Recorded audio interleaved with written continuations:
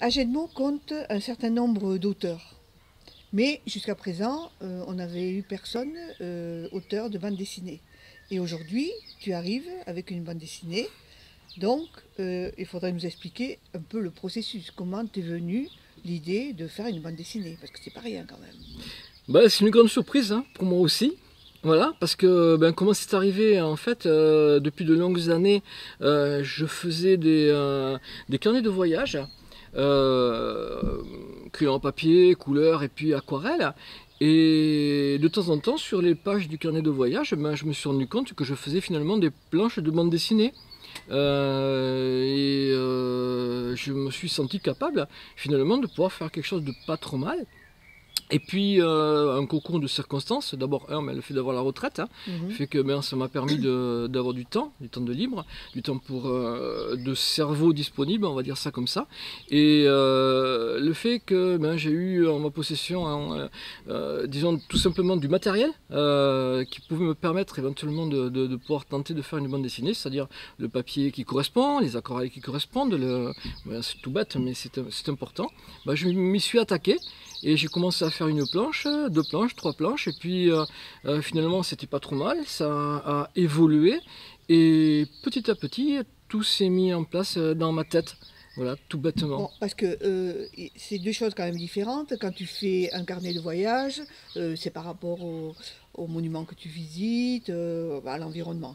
Là, quand tu fais une bande dessinée, il faut qu'il y ait un thème, il faut qu'il y ait une idée. Alors, c'est venu comment tout ça? En fait, c'est venu au fur et à mesure. Hein. C'est que ça a commencé avec une idée un petit peu, on va dire, un petit peu simpliste, mais finalement, tout un scénario est venu se broder dessus. Et puis surtout, j'ai fait quelque chose d'assez rigolo. Je voulais vraiment que ça soit amusant, surtout par les temps qui courent, que ça nous change un petit peu les idées à tous.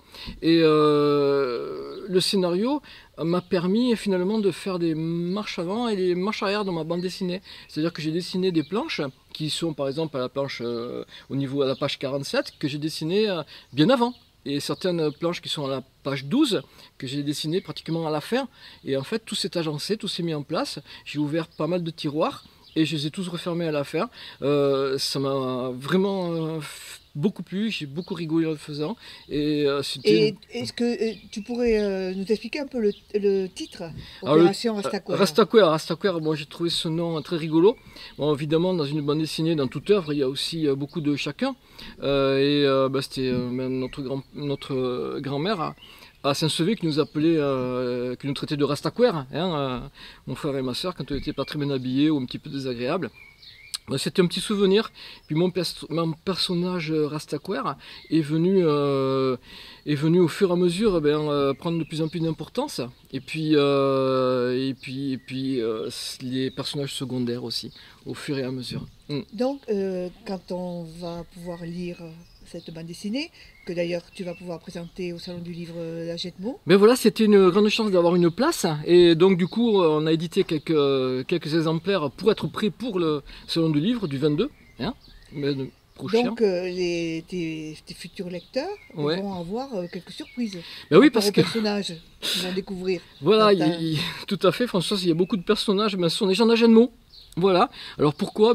Parce que je trouve ça amusant et puis que ça apportait beaucoup de sel au scénario. Bien entendu, personne n'est mis en position défavorable, bien entendu, bien sûr, jamais je me serais permis. Et puis j'ai l'autorisation de la plupart des personnages. Donc on va avoir nos élus locaux, les élus locaux aussi de Saint-Sevé, les élus locaux beaucoup du canton, et puis des personnages que l'on croise sur Agenmo régulièrement. Bon, il y a aussi des personnages un petit peu moins connus. Bon, il y a mon frère par exemple qui est sur une planche. Bon, il y a, Mais il y a même le président Macron. Et voilà, et donc à la fin tout se termine sur Paris. Voilà, donc oui, il y a des personnages connus, des personnages publics, des vedettes de la télé aussi. On a Nagui, on a Nikos, Nikos que j'ai peut-être pas super bien réussi, je suis quand même pas un grand portraitiste. Mais on va avoir Macron, Castex, on va avoir le gouvernement, oui, parce que l'histoire se finit à Paris. Mais à la fin, bon, ça je peux le dire, hein, je crois que les Landais s'en sortent plutôt bien. Voilà. Bon, on ne va pas dévoiler le thème, hein, il faut vraiment que les personnes le voient. Donc, rendez-vous le 22, Voilà. mais au Salon du Livre d'Agedmour. Voilà, Merci beaucoup. Merci Françoise.